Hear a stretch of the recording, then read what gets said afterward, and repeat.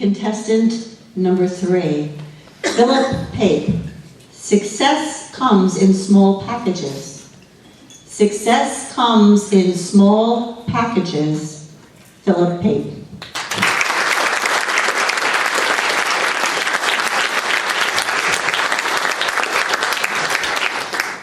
They say if you want to be happy in life, you should learn from the smartest, most successful people. At least that's the theory. I've studied Steve Jobs, Arnold Schwarzenegger, Donald Trump, and of course, the Kardashians. But then I stumbled across the smartest people on the planet. I literally stumbled across them because they're short. They've been under our very noses this entire time. I'm not talking about hobbits. I don't even think they're real. I'm not talking about leprechauns. I'm talking about toddlers. Little kids are wiser than you think. That's the lesson I've learned as a father of 2 little girls. Emily is 3 and a half. You can't forget the half, she will remind you. And Clara is 1 and a half. Now Clara is just at that age where she can manipulate me, and I have no clue she's doing it.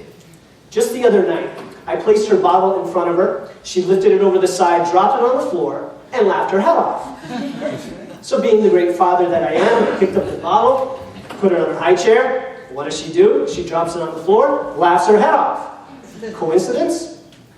Being the great dad that I am, I picked up the bottle, put it on front, she dropped it, laughs her head off. You think after we did this dance 10 times, I'd learn. But somehow a 1-year-old can bend the laws of physics and create an infinite space-time loop that I'm powerless to break. Like I said, kids are smart.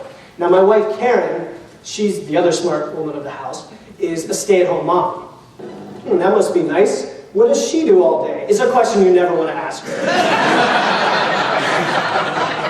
She's so busy, she'll tell you that if she can get a shower by noon, it's been a productive day. She works very hard, and it shows because after I spend all day at work working with children who happen to be my age, I get to come home to actual children who act my age. Because everything kids do is a microcosm of what we've forgotten in our infinite wisdom and so-called life experience. But kids have no life experience to hold them back, so they make some surprisingly wise choices and have taught me a lot about success. Sunday night, we took the girls out to a nice restaurant for dinner. What were you thinking, taking little kids out in public like that? They're supposed to be safe at home in their little bubbles where no one can see them, according to most people who don't have kids. And many of us who do. But my kids, honestly, they're perfect little angels, 99% of the time. This just happened to be the 1% of the time. Emily starts singing at the top of her lungs, "Frosty the Snowman was jolly happy." Remember, we're in a quiet restaurant. It's not even Christmas yet. Now, I'm a firm believer you should never yell at your kids in public. So I leaned over and whispered, "Emily, let's use your inside voice." Now, aside from all the whispers, sideways glances, pointing, staring, nobody in the restaurant really seemed to mind. And I didn't care, because in that moment, she reminded me of something important about success. That you should always be yourself.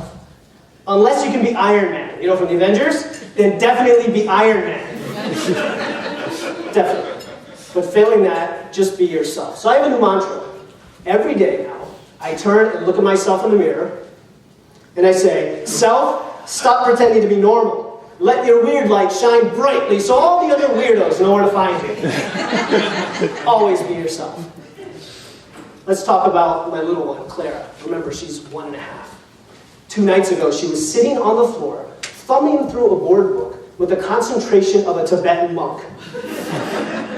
And we were trying to clean up the kitchen. I said, "Clara, please pick up that napkin and throw it in the trash."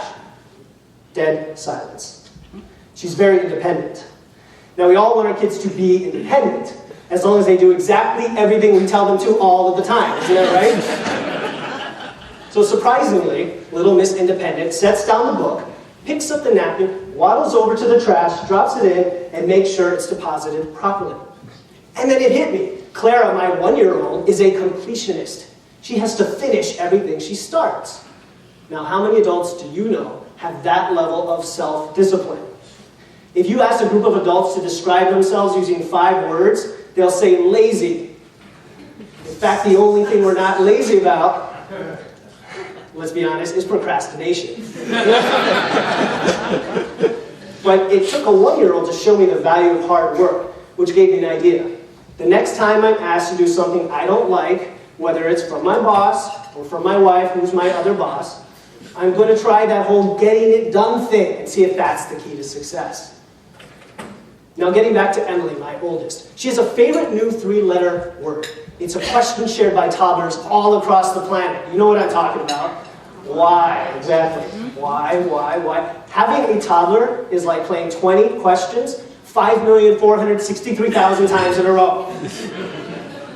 And as an adult, you learn how little you know about anything when children start asking even the simplest questions. Daddy, why are the leaves so brown and crunchy? Daddy, why should I hold my dog's leash this way? Daddy, why do you drink so much beer? She asks why so often that I find myself doing it. Just last night, I turned to my wife. I said, honey, why is that sack of dirty dishes so high? That's all I got. Having a 3-year-old is a great reminder to be curious. And it takes me back to when I was dating my wife, and I would ask her lots of questions. Because showing interest, that's how you reel the big fish in, if you know what I mean. But somehow the whole listening thing took a sharp drop in the transition from dating to marriage. And it took a 3-year-old to remind me it's perhaps a skill I should rediscover. Through all of this, I realized if you want to understand the keys to success and happiness, just ask yourself one question. WWTD. What would a toddler do? That was my